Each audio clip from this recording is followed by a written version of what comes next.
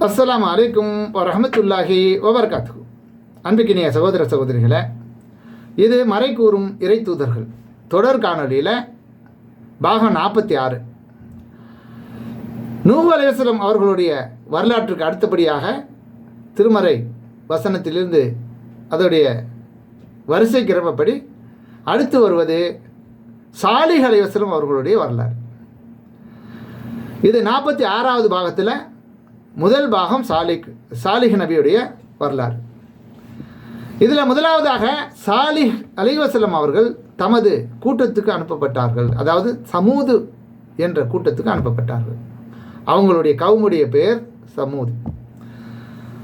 இதை பற்றி அல்லாஹ் ரபுல் ஆலமீன் திருமறை குர்ஆனில் சமூது சமுதாயத்திடம் அவர்களுடைய சகோதரர் சாலிஹை அனுப்பி வைத்தோம். இதற்காக, என் சமுதாயமே அல்லாஹ்வை வணங்குங்கள், உங்களுக்கு அவனை அன்றி வணக்கத்துக்குரியவன் வேறு யாரும் இல்லை. உங்களுக்கு உங்கள் இறைவனிடம் இருந்து அத்தாட்சி வந்திருக்கிறது, அது உங்களுக்கு சான்றாக உள்ளது. அல்லாஹ்வின் ஒட்டகம் அல்லாஹ்வின் பூமியில் அதை மேய விட்டு விடுங்கள், அதற்கு தீங்கிழைக்காதீர்கள். அப்படி நீங்கள் தீங்கிழைத்தால் உங்களுக்கு துன்புறுத்தும் வேதனை ஏற்பட்டுவிடும் என்று அவர் கூறினார். ஆது சமுதாயத்துக்கு பின்னர் உங்களை வழித்தோன்றர்களாக அவன் அல்லாஹ் ஆக்கியதை எண்ணி பாருங்கள். பூமியில் அவன் உங்களை வசிக்க செய்தான்.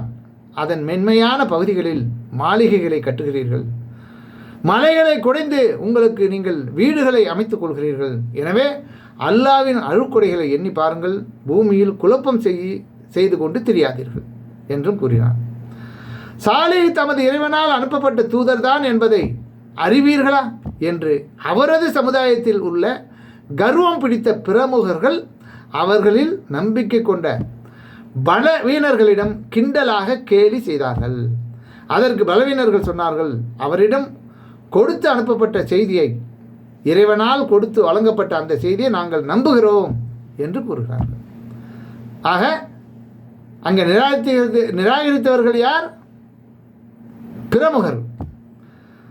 மேலும் நீங்கள் நம்புவதை நாங்கள் மறுக்கிறோம் என்றும் கர்வம் பிடித்தவர்கள், திமிரு பிடித்தவர்கள் அவர்களிடம் கூறினார்கள் என்று அல்லாஹ் ரபுல் ஆலமீன் 7வது அத்தியாயம் 73லேருந்து 76 வரை தொடர்ந்து சொல்கிறான்.